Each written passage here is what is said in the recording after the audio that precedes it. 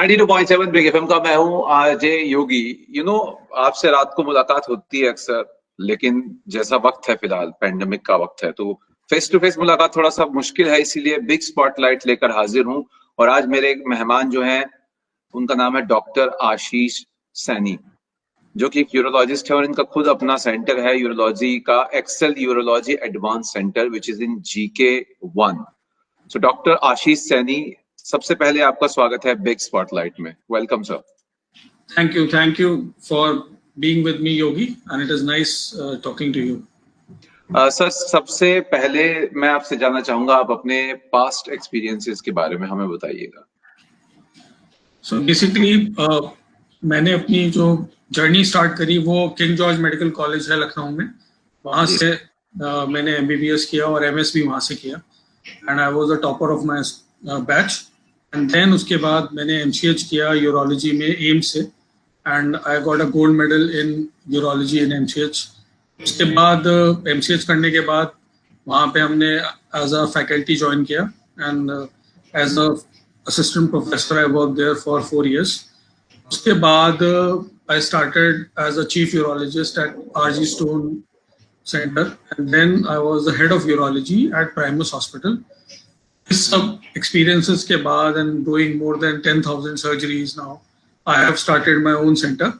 So this is a center which is aimed to treat all advanced cases as well as common cases with the latest technology at a very reasonable price, and a common man to a rich person, all of them can get treatment under one roof, under my supervision and care.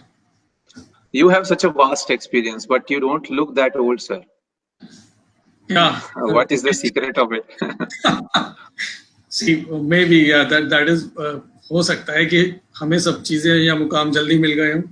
और बिल्कुल। चलिए, तो आज का जो हमारा topic है, we'll be talking about prostate cancer.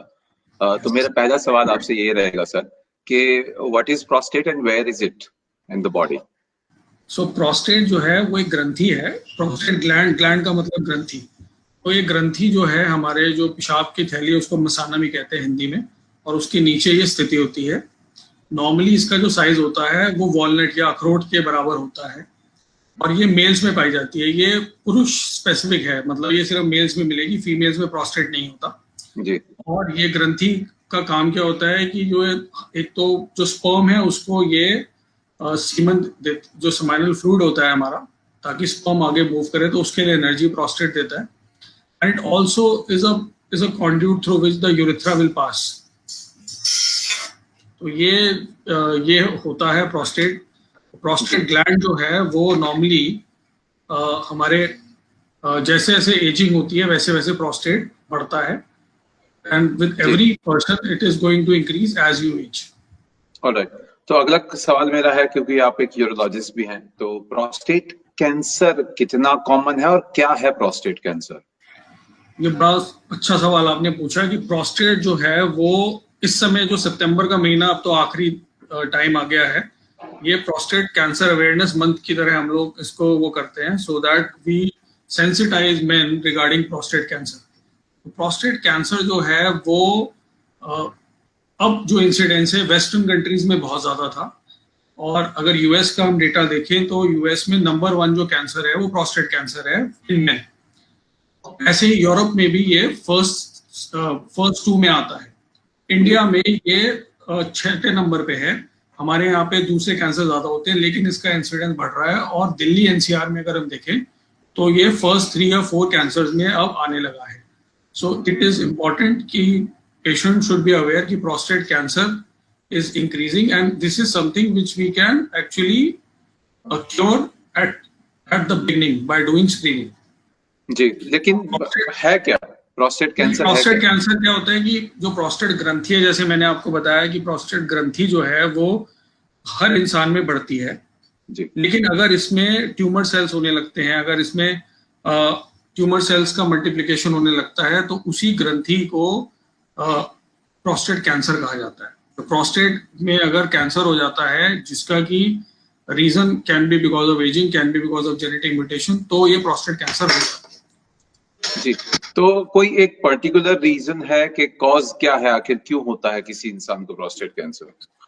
देखिए एग्जैक्टली तो अभी इसका रीजन नहीं पता चला है, लेकिन यस जो जेनेटिक म्यूटेशंस हैं उसके ऊपर काफी स्टडी हो रही है। जो अनुवांशिक प्रभाव होते हैं किसी भी बॉडी में, जी, तो कुछ म्यूटेशंस पाए गए हैं जिनमें कि कुछ फैमिलीज में प्रोस्टेट कैंसर ज्यादा होता है। दूसरा ये पाया गया है कि ये अगर हमने एनिमल प्रोटीन ज्यादा लिया, वसा ज्यादा लिया, तो ऐसे केसेस में प्रोस्टेट कैंसर की होती है। या फिर अगर हमारी लीनियज है, जैसे कि ब्लैक अफ्रीकन हैं या अमेरिकन हैं, उनमें ये कैंसर ज्यादा हो, तो ये but exact reason is not defined, it is most likely a mutation. Alright, लेकिन एक सवाल ये भी उठता है कि क्या कुछ ऐसा है कि कुछ पर्टिकुलर मेल जो है उनमें प्रोस्टेट कैंसर ज्यादा डायग्नोस होगा as compare to rest of? Yes, जो लोग बहुत ज्यादा एनिमल प्रोटीन खाते हैं, जो बहुत ज्यादा वेस्टर्न डाइट को फॉलो करते हैं, तो इस पे एक बहुत मजेदार एक किस्सा है कि जो जापानीज हैं उनमें प्रोस्टेट कैंसर कम होता है, लेकिन यही जापानीज लोग जब यूएस चले जाते हैं और वहां का खान पान खाना शुरू कर देते हैं, तो इनमें प्रोस्टेट कैंसर यूएस के मेंस के बराबर होने लगता है। तो this was an indirect evidence कि जो जोग्राफिकल फैक्टर है, स्पेशली जो डाइट है हमारी, वो बहुत इंपॉर्टेंट प्रभाव देती है। इसके अलावा जो ब्लैक अफ्रीकन हैं या फिर जो इस तरह के लीनियज वाले लोग हैं, या ओल्डर एज है, या आपकी फैमिली में अगर किसी को प्रोस्टेट कैंसर की डायग्नोसिस हुई है पहले, जैसे अगर आपके फादर को है, चाचा या ताऊ में है, तो उन मेंस में उनकी फैमिली में प्रोस्टेट कैंसर की इंसिडेंस बढ़ जाती है। जी, तो अगर किसी इंसान को प्रोस्टेट कैंसर है तो उसके सिम्टम्स क्या होंगे, लक्षण क्या होंगे? ये जो लक्षण होते हैं प्रोस्टेट कैंसर के, बहुत दिन में आते हैं। जैसे मैंने शुरू में बताया कि प्रोस्टेट ग्रंथि बढ़ने को बीपीएच कहते हैं, तो बीपीएच और प्रोस्टेट कैंसर के लक्षण एक जैसे होते हैं। लक्षण जो होते हैं कि यूरिन बार बार आना, फ्रीक्वेंसी होना, यूरिन को ना रोक पाना, रात में 2 से अधिक बार यूरिन पास करने जाना, उसके अलावा यूरिन में ब्लड आना। कभी कभी जब ये कैंसर बढ़ जाता है तो आपकी हड्डियों में दर्द हो सकता है, कूल्हे की हड्डी में दर्द हो सकता है, आपको वेट लॉस हो सकता है, छाती में दर्द हो सकता है, खांसी आ सकती है। तो ये लक्षण होते हैं एडवांस स्टेजेस के।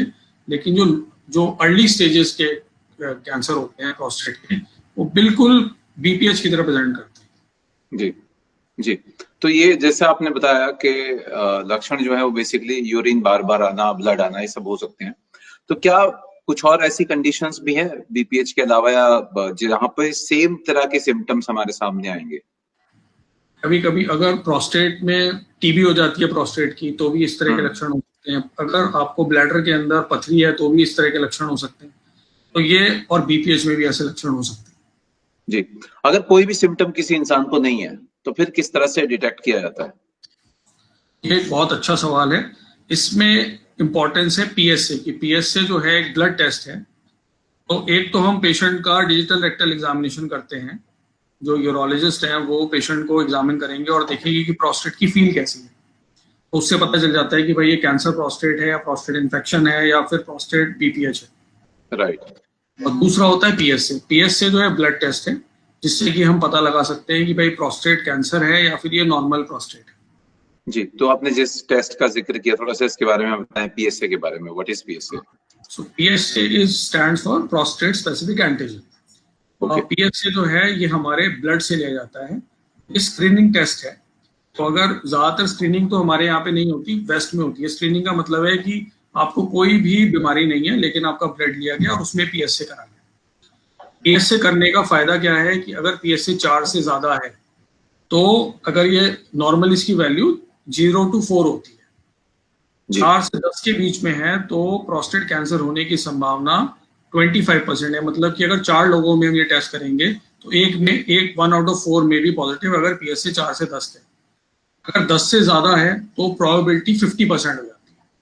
तो इसलिए बहुत इंपॉर्टेंट है कि ये अगर पीएसए जो है, अगर आपको ये लक्षण आ रहे हैं तो पीएसए का टेस्ट होना चाहिए। जी, तो मेरा अगला सवाल ये है कि जैसे इनिशियल आपने बताया कि टेस्ट में सिम्टम आ भी सकते हैं, नहीं भी आ सकते, लेकिन अगर टेस्ट हम करते हैं और उसमें बात सामने आती है कि प्रोस्टेट कैंसर हो सकता है, उसके बाद फिर क्या किया जाता है कंफर्म करने के लिए? उसके बाद जो है वो कंफर्म करने के लिए एक तो अल्ट्रासाउंड होता है, जो कि नॉर्मल प्रोस्टेट के बढ़ने के बारे में बताता है। इसके अलावा कुछ स्पेशलाइज्ड टेस्ट होते हैं, जैसे कि मल्टी पैरामीट्रिक एमआरआई होता है। मल्टी पैरामीट्रिक एमआरआई में हम डिफरेंट पैरामीटर्स पे एमआरआई कराया जाता है जो प्रोस्टेट के लिए बहुत स्पेसिफिक है। उससे एक स्कोरिंग निकाली जाती है जिसको पेलार्ड स्कोरिंग कहते हैं, और स्कोरिंग में देखा जाता है कि बंदे का स्कोर 1 to 5 के बीच में कहाँ पे है, और उसके बेसिस पे हम फर्दर फिर प्रोस्टेट बायोप्सी करते हैं।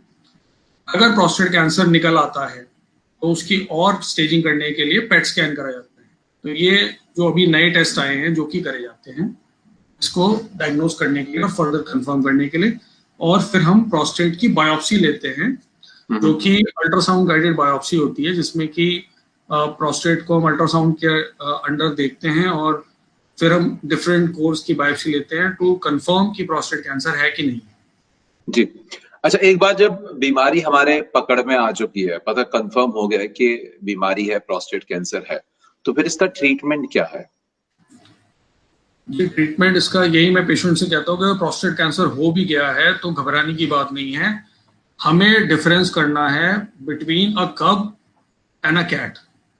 तो प्रोस्टेट कैंसर में ज्यादातर जो ट्यूमर्स होते हैं बहुत स्लो ग्रोइंग ट्यूमर्स होते हैं, और कुछ होते हैं जो एग्रेसिव होते हैं। तो एग्रेसिव जो कैंसर होते हैं उनमें मल्टी मोडालिटी ट्रीटमेंट होता है, जिसमें कि हम सर्जरी करते हैं, रेडियोथेरेपी करते हैं, कीमो भी देते हैं, हार्मोनल थेरेपी देते हैं। जो अर्ली स्टेज प्रोस्टेट कैंसर होते हैं उनको बेस्ट ट्रीटमेंट जो होता है वो सर्जरी के द्वारा किया जाता है कि हम उसको रोग को हटा दें और वो खत्म हो जाए, which is known as radical prostatectomy.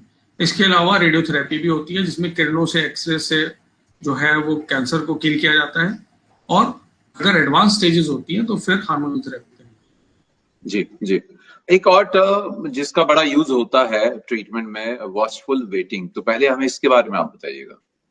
देखिए, वॉचफुल वेटिंग जो है ये नया कॉन्सेप्ट आया है। इसमें जो मैंने बताया कि we have to differentiate between a cub and a cat, तो ये देखा गया कि जो पेशेंट्स हैं जिनमें की बहुत लो रिस्क है या very low risk prostate cancer है, तो ऐसे पेशेंट्स में अगर हम ट्रीट भी नहीं करते हैं तो भी खास लाइफ एक्सपेक्टेंसी पे कोई फर्क नहीं पड़ता। तो ऐसे पेशेंट्स के अंदर हम सिर्फ वॉचफुल वेटिंग करते हैं। जैसे कि एज अगर ज्यादा है पेशेंट की और हमें लगता है कि भाई ये सर्जरी क्या रिस्क ज्यादा है या फिर लो रिस्क कैंसर है, तो ऐसे केसेस में हम सिर्फ देखते हैं कि सिम्टम्स बढ़ तो नहीं रहे हैं या पीएसए बढ़ तो नहीं रहा है। वॉचफुल वेटिंग होती है, we wait and then under supervision वो रोल रहता है, और प्रोस्टेट कैंसर में हम एक्टिवली कोई ट्रीटमेंट नहीं करते। जी, आपने थोड़ी देर पहले हमें बताया कि सर्जरीज जो है वो अवेलेबल हैं, तो किस किस तरह की सर्जरी, अलग अलग प्रकार जो है वो बताएं आप हमें। देखिए, प्रोस्टेट कैंसर की जो सर्जरी होती है तो ओपन सर्जरी हो सकती है जो कि ओपन रेडिकल प्रोस्टेट है, लैप्रोस्कोपिक सर्जरी है और रोबोटिक सर्जरी भी होती है। इनके थ्रू हम जो है प्रोस्टेट कैंसर को रिमूव कर सकते हैं, दूरबीन के जरिए भी और थ्रू ओपन सर्जरी। जी, तो रेडिएशन की बात भी आपने की थी, तो रेडिएशन थेरेपी किस तरह से यूज होती है और क्या इसका फायदा होता है? देखिए, रेडिएशन थेरेपी बेसिकली अगर पेशेंट चाहता है कि प्रोस्टेट में हम सर्जरी ना करें और सर्जरी के लिए वो तो रेडियोथेरेपी में सिकाई कहते हैं उसको, एक्सरे रेटेड वो होती हैं जो कि किरणें होती हैं जो कि ट्यूमर्स को किल कर देती हैं। तो ऐसे केसेस में रेडियोथेरेपी करी जाती है। रेडियोथेरेपी भी आजकल काफी एडवांस हो गई है, लेकिन रेडियोथेरेपी से आगे चल के नुकसान ज्यादा रहता है क्योंकि प्रोस्टेट अंदर ही रहता है। तो शुरू में 5-6 साल अच्छे गुजरते हैं, लेकिन उसके बाद जो है दिक्कतें आती हैं। तो preferably surgery is the preferred treatment followed by radiotherapy. जी, और आपने एक और टर्मिनोलॉजी का जिक्र किया था, हार्मोनल थेरेपी। हाँ। तो ये क्या है, कहाँ इसका इस्तेमाल होता है, किस तरह से, ये बताइएगा। देखिए, इसका जो बेसिस है कि जो पहला जो प्रोस्टेट कैंसर है उसकी जो ग्रोथ होती है वो टेस्टोस्टेरोन जो मेल हार्मोन है उस पर डिपेंडेंट होती है। तो टेस्टोस्टेरोन को बॉडी से खत्म करने के 2 तरीके हैं, या तो हम टेस्टिस निकाल दें जिसको कि सर्जिकल कैस्ट्रेशन बोलते हैं, या फिर हम उसमें केमिकल कैस्ट्रेशन करते हैं थ्रू हार्मोन्स दिए जाते हैं जिससे कि टेस्टोस्टेरोन का प्रोडक्शन खत्म हो जाता है और उससे फिर प्रोस्टेट कैंसर की ग्रोथ नहीं होती। उन पेशेंट्स में करा जाता है जिनमें कि हम प्रोस्टेट को नहीं निकाल सकते हैं, थोड़ी एडवांस स्टेज है, या मेटास्टेटिक है कि प्रोस्टेट निकल के हड्डियों में चला गया है, तो ऐसे पेशेंट्स में हार्मोनल थेरेपी करी जाती है और उसके भी रिजल्ट्स बहुत अच्छे हैं। Patients do well for years together, even for decades they are alright. जी जी, तो एक सवाल ये उठता है कि जब इतने अलग अलग ट्रीटमेंट अवेलेबल हैं तो कहीं ना कहीं हर एक ट्रीटमेंट का कोई ना कोई साइड इफेक्ट जरूर होता है। तो जो अब आपने जिक्र किया जिन सभी ट्रीटमेंट का, इनके साइड इफेक्ट्स कौन कौन से हैं? देखिए, मैं यही कहूंगा कि मोस्ट इंपॉर्टेंट है इफेक्ट होना। अगर इफेक्ट होगा तो ही साइड इफेक्ट होगा। जिस चीज का इफेक्ट नहीं है उनके साइड इफेक्ट्स नहीं होते। तो साइड इफेक्ट्स में देखिए, क्योंकि प्रोस्टेट जो होता है वो हमारे एक तो सेक्सुअल फंक्शंस को कंट्रोल करता है, तो सेक्सुअल में प्रॉब्लम्स आ सकती हैं। दूसरा है कि यूरिनरी कॉन्टिनेंस के लिए भी प्रोस्टेट इंपॉर्टेंट होता है, लेकिन जो सर्जरीज हैं वो इतनी रिफाइंड हो गई हैं कि ये प्रॉब्लम्स कम आती हैं। अब ऐसी सिकाई वाली जो चीज़ें हैं वो पीछे जो हमारा प्रोस्टेट के पीछे रेक्टम होता है तो वहाँ पे भी इन्वॉल्वमेंट होता है, तो लोगों को ब्लीडिंग की प्रॉब्लम आ सकती है, यूरिनरी इन्फेक्शन की प्रॉब्लम्स आ सकती हैं, but these are manage easily. जी, तो ये ट्रीटमेंट के बाद में follow up is very important. तो कौन कौन से फॉलो अप ट्रीटमेंट अवेलेबल है फिलहाल? देखिए, एक तो पीएसए से हम पता लगाते हैं कि जो हमारा जो भी हमने ऑपरेशन किया है वो कारगर हुआ है कि नहीं। तो पीएसए करा जाता है every 3 months for the initial 2 years, and then we can even do ultrasounds, we can do urine flow tests, we can do CT scan depending upon whether the need is there or not, and we can even do a PET scan to follow up if there is a recurrence. So there are different tests depending upon what is the stage of the patient. जी, एक और सवाल जो आपसे बहुत लोगों ने पूछा भी होगा कि अगर किसी को प्रोस्टेट कैंसर हो जाए, can a man survive this kind of cancer?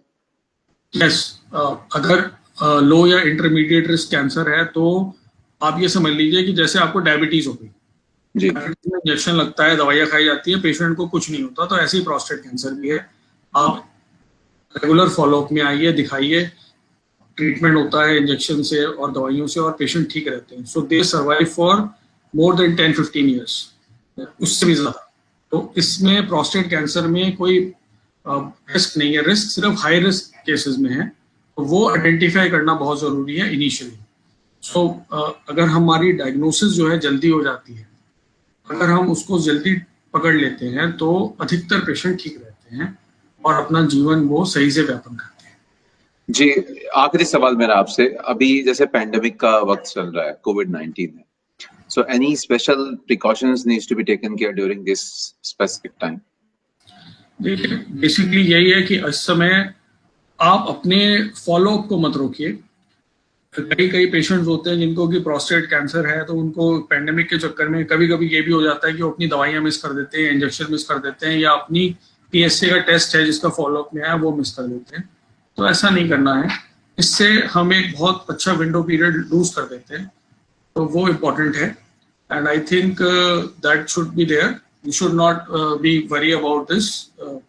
Precautions लीजिए, मास्क पहनिए, सोशल डिस्टेंसिंग करिए, और आप अपने आप को ऑनलाइन कंसल्टेशन भी कर सकते हैं और फिजिकल भी दिखा सकते हैं। Everybody, we are taking all precautions to keep you safe. Perfect, यानी कि कोविड-19 का बहाना न लगाएं, जो डॉक्टर से आपको दिखाना है, बात करनी है, कंसल्टेशन जरूर करें। Yes, Thank you so much, Dr. Ashish Saini, for joining us in Big Spotlight and doing this wonderful session with us. Thank you so much, sir. Thank you.